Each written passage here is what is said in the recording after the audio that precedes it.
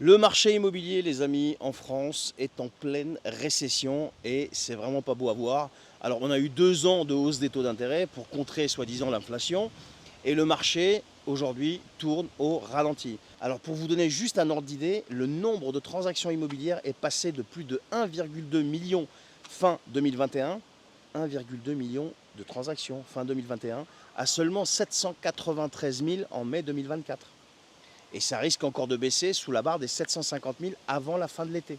Alors à Paris, ça va pas beaucoup mieux, même si on a les ventes au niveau national qui ont chuté de 20% entre mars et mai 2024. Eh bien, Paris a un peu mieux résisté avec une baisse seulement de 13%.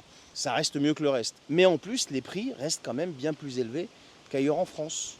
À Paris, vous avez environ 9 296 euros du mètre carré pour un appart et 9 914 euros pour une maison. Et c'est loin du pic qu'on a eu à 10 860 euros le mètre carré en 2020. Mais bon, Paris, c'est Paris et ça reste quand même hors de portée, quoi.